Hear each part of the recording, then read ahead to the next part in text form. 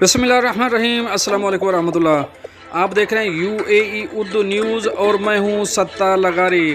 خبروں کی تفصیل کی طرف جانے سے پہلے ایک ریکویسٹ، اگر آپ میرے چینل پہ پہلی بار آئے ہیں تو پلیز چینل کو سبسکرائب کر دیجئے اور ساتھ بیل کے آئیکن کے اوپر بھی کلک کر دیجئے۔ اب چلتے ہیں خبروں کی تفصیل کی طرف۔ الفجیرہ میں شاہراہوں پر رفتار کی حد میں تبدیلی۔ اب اس خبر کی تفصیل۔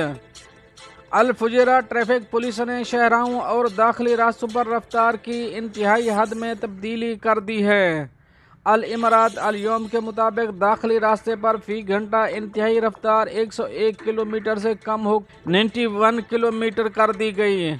شیخ حمد بن عبداللہ روڈ پر انتہائی رفتار 81 کلومیٹر سے بڑھا کر 91 کلومیٹر فی گھنٹہ کر دی گئی۔ انتہائی رفتار میں تبدیلی کے بعد الفجیرہ شہر کی سڑکوں پر راڈار سسٹم میں بھی تبدیلیاں کی گئی ہیں۔ الفجیرہ بندرگاہ اسٹریٹ کی رفتار 141 کلومیٹر فی گھنٹہ اور مربع اسٹریٹ اور فدف سرکل روڈ کی انتہائی رفتار 121 کلومیٹر فی گھنٹہ کر دی گئی۔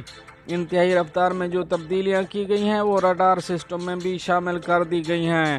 نئی رفتار کے لحاظ سے ڈرائیوروں کی بابت کارروائی ہوگی۔ اب چلیں گے اپنی نیکسٹ اپڈیٹ کی طرف۔ متحدہ عرب امارات غیر قانونی طور پر دی گئی رقم پر سود وصول کرنے پر 50,000 درہم جرمانہ، 1 سال سے زیادہ قید۔ اب اس خبر کی تفصیل۔ ایک سوالی نے سوال کیا کہ میں ایک جاننے والے سے کچھ رقم ادھار لینا چاہتا ہوں۔ اس نے مجھے قرض دینے پر رضامندی ظاہر کی لیکن کہا کہ مجھے اسے سود کے ساتھ رقم واپس کرنی ہوگی۔ کیا یہ قانونی طور پر پابند ہے؟ اگر ہے تو کیسے؟ اس کے جواب میں کہا کہ آپ کے سوال کے مطابق جرائم اور تعزیرات کے قانون کے اجرا پر 2021 کے وفاقی حکم نامے کے قانون نمبر 31 کی دفعات لاگو ہوتی ہیں۔ صرف لائسنس یافتہ بینک اور مالیاتی ادارے جو مرکزی بینک آف UAE اور دیگر مجاز حکام کے ذریعے ریگولیٹ ہوتے ہیں وہ افراد یا اداروں کو سود کی بنیاد پر ادائیگی کا اختیار رکھتے ہیں۔ مزید برآں کسی فرد کے لیے دوسرے افراد یا اداروں کو سود پر قرض دینا غیر قانونی ہے۔ یہ متحدہ عرب امارات کی فوجداری قانون کے آرٹیکل 458 اور آرٹیکل 459 کے مطابق ہے۔ متحدہ عرب امارات کے فوجداری قانون کا آرٹیکل 458 کیا کہتا ہے؟ کوئی بھی شخص جو کسی دوسرے جسمانی شخص کو دیر سے ادائیگی کے بدلے میں سود کی شرح پر قرض دیتا ہے اور یہ کسی بھی قسم کی شہری اور تجارتی لین دین میں ہے اور چاہے سود واضح ہو یا مضمر، وہ جیل کی سزا کا ذمہ دار ہوگا۔ مدت 1 سال سے کم نہ ہو اور جرمانہ 50,000 تک ہو سکتا ہے۔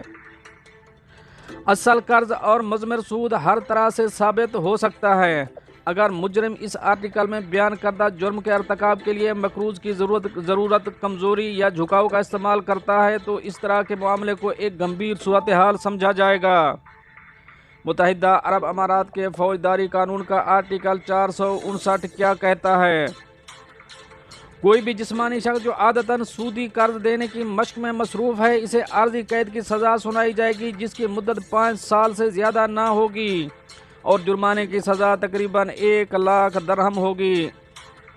قانون کی مذکورہ بالا دفعات کی بنیاد پر آپ کے جاننے والے کے لیے متحدہ عرب امارات میں آپ کو سود کی بنیاد پر رقم دینا غیر قانونی ہوگا، لہٰذا آپ اپنے جاننے والے کو مطلع کر سکتے ہیں کہ وہ آپ کو قرض دینے کی صورت میں آپ سے سود وصول نہ کرے۔ اس کے بجائے آپ دونوں بلا سود قرض کا معاہدہ کر سکتے ہیں جس پر آپ اور آپ کے جاننے والے کو گواہوں کے ساتھ دستخط کرنے ہوں گے۔ اب چلیں گے اپنی نیکسٹ اپڈیٹ کی طرف۔ متحدہ عرب امارات، سکول کے بچے نے ہم جماعت کی جان بچائی، شارجہ پولیس کی جانب سے اعزاز۔ شارجہ سکول کے ایک طالب علم علی محمد بن حرب المہیری نے بہادری کا ایک شاندار مظاہرہ کرتے ہوئے اپنے ہم جماعت کی جان بچانے کے لیے تیزی سے کام کیا جس نے غلطی سے ایک سکہ نکل لیا تھا۔ شارجہ پولیس کے commander in chief general Saif الغری الشمسی نے علی کی بہادری سے مداخلت اور جبلت کے جواب کے لیے ان کی تعریف کی اور ان کے فوری اقدام کے لیے اسے اعزاز سے نوازا۔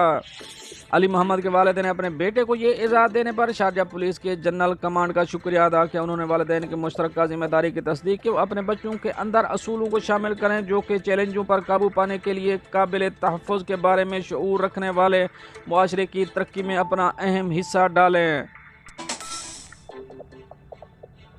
اب چلیں گے اپنی نیکسٹ اپڈیٹ کی طرف۔ معلومات کی کمی نے نوکرانی کی لاش واپسی روک دی۔ اب اس خبر کی تفصیل۔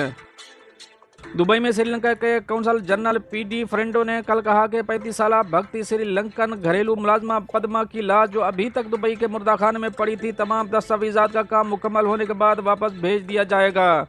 پدما کی گزشتہ ماہ دبئی میں اپنے آجر کے گھر پر پراسرار حالات میں موت ہو گئی تھی۔ لاش اب بھی مردہ خانے میں پڑی ہونے کی وجہ یہ ہے کہ ہم اس کے کفیل یا آجر کا پتہ لگانے کی کوشش کر رہے ہیں، اس کا پاسپورٹ حاصل کریں، اس کی رہائشی حیثیت کا تعین کرنا اور اس کے بعد وطن واپسی کے لیے ضروری طریقہ کار مکمل کرنا ہے۔ فرنڈے نے کہا اگر یہ طے ہو گیا کہ پدما ایک بھاگنے والا کارکن تھی تو وطن واپسی کا طریقہ کار بہت مشکل ہے۔ انہوں نے وضاحت کی کہ امید ظاہر کرتے ہیں کہ ہفتے کے اختتام کے بعد مشن کا دفتر کھلنے کے بعد اور کولمبو میں حکام رسمی کارروائیوں کو تیز کرنے کے لیے دستیاب ہوں گے۔ میاں سری لنکا واپس بھیج دی جائے گی۔ سری لنکن ایئر لائن کے نئے علاقائی مینیجر سے جب اپنے شہریوں کی لاشیں سری لنکا پہنچانے کے لیے ایئر لائن کی پالیسی پر رابطہ کیا گیا تو وہ کوئی تبصرہ کرنے سے قاصر رہے۔ کیونکہ میں نے حال ہی میں شمولیت اختیار کی، میں لاشوں کو منتقل کرنے کی ایئر لائن کی پالیسی پر زیادہ واضح نہیں ہوں، انہوں نے کہا۔ تاہم ایئر لائن کے ذرائع کے مطابق ایئر لائن برِ صغیر کے بہت سے قومی کیریئرز کی طرح مفت میں سروس پیش نہیں کرتی۔ انہوں نے کہا کہ میت کو کولمبو منتقل کرنے کی لاگت تقریباً 1500 درہم ہوگی۔ اب چلیں گے اپنی نیکسٹ اپڈیٹ کی طرف۔ غزہ کے الشفا ہسپتال میں 7 نومولود بچوں سمیت 34 مریضوں کی اموات۔ اب اس خبر کی تفصیل۔ فلسطینی وزارت صحت کا کہنا ہے کہ غزہ کے الشفا ہسپتال میں مرنے والے مریضوں کی تعداد 34 ہو گئی ہے۔